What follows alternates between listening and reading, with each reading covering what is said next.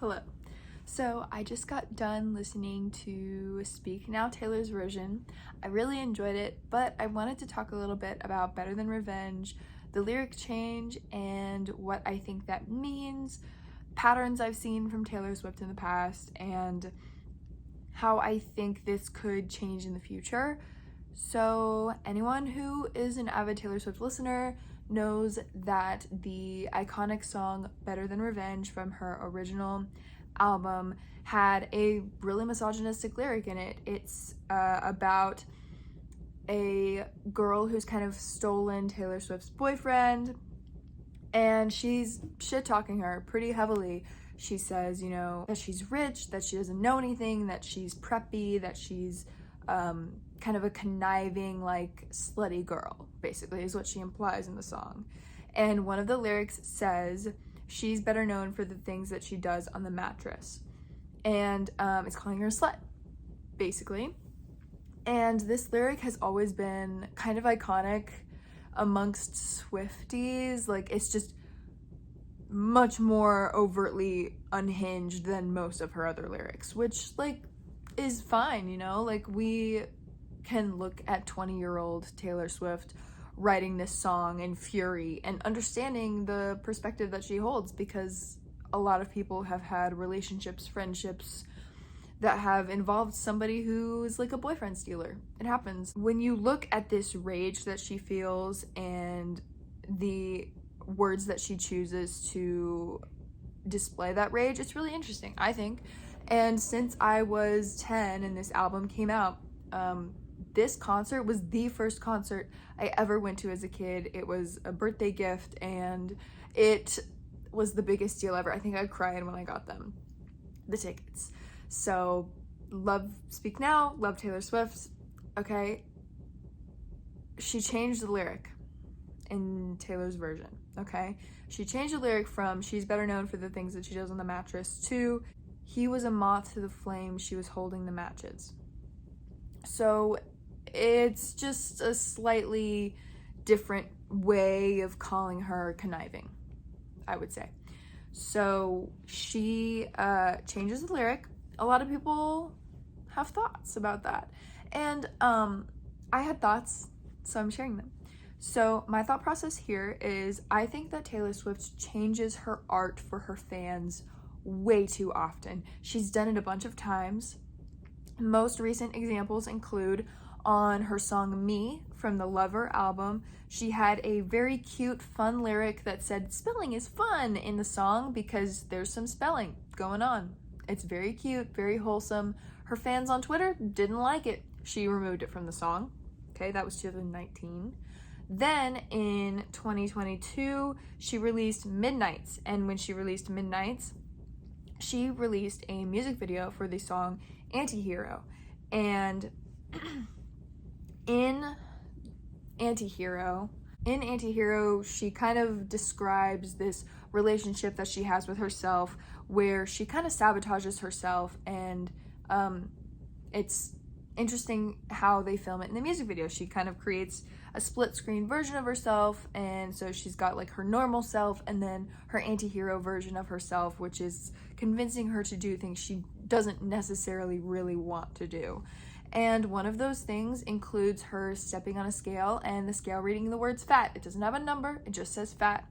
And the anti-hero version of herself shakes her head in the mirror and says, not good enough. And that isn't a very universal experience for men, for women, for people all over the world. And people on Twitter convinced Taylor Swift that this was fatphobic and that she needed to remove it from the music video, and so she did. And I think that Taylor Swift was aware that the song for Better Than Revenge was misogynistic. It is. And that's okay. That's okay. Because anyone who's a Taylor Swift fan can look at the song Better Than Revenge from 2010 and then look at a song like Nothing New from the vault tracks for Red, Taylor's version, which came out more recently, but it doesn't negate the fact that it was written in 2011, 2012 when it would have been released with Red. And you can look at those two songs and you can see someone who is a girl becoming a woman. And you see that because so many girls really struggle with something called internalized misogyny. We see it all the time. I've had it. You've probably had it. We've all been there, okay? It is a borderline universal experience. And so seeing someone rich, someone talented, someone famous like Taylor Swift going through the same thing that we do, of understanding that our past selves were misogynistic towards other women, and it was just because we were being misogynistic towards ourselves. Seeing someone else going through that journey is really important, and I think that it should be represented in art, and I don't think that it should be taken away just because it used to be misogynistic. Changing the lyric just brings more attention to it, and I think keeping it the way that it was would have been a really great way to remind people, like, hey, we've all been wrong. We've all had these negative feelings towards ourselves, and that's okay. Like, you can change your mind, you can do better, especially now that we have so many female voices who are advocating for internalized misogyny in the internet space.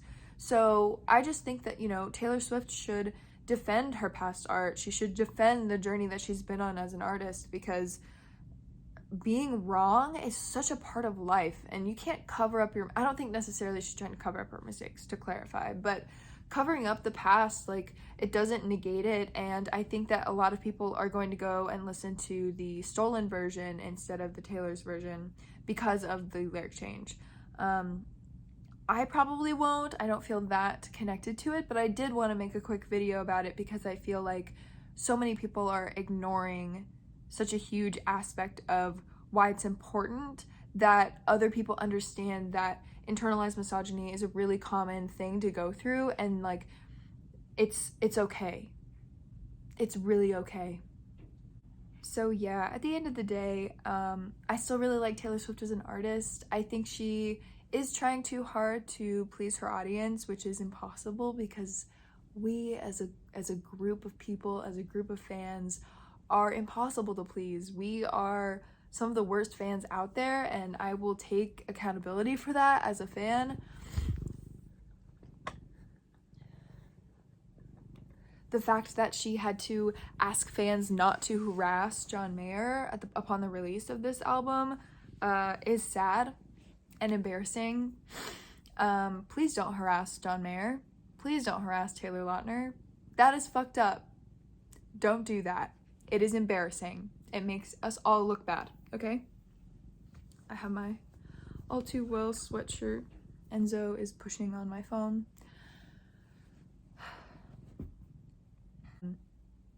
So much of what she discusses in her documentary, Miss Americana, like, it negates a lot of what she's done in the past. It's very clear that she's changed her mind about supporting women. She's changed her mind politically. She's changed her mind about who she's willing to endorse. And that's a great thing.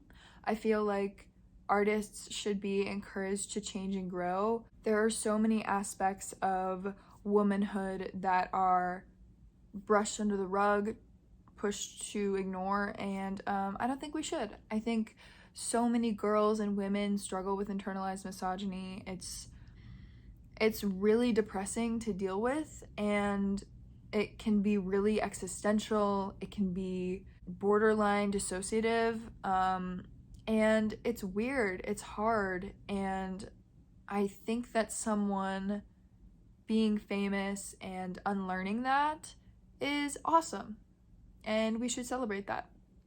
I think that someone who writes the song Better Than Revenge and then just a year or two later writes Nothing New or All Too Well 10-minute version, that is the story of someone who has changed their mind, someone who has learned for the better, someone who has really attempted to... Hi, sweet boy. Someone who has really attempted to display better thoughts and do better, and I love that. I think it's awesome. It's just my opinion that everybody goes through that, and I don't think it's a bad thing to say, hey, I wrote this song when I was 19 years old. I was going through a really hard time, and I think other girls go through this hard time too, so I want them to feel like they aren't alone.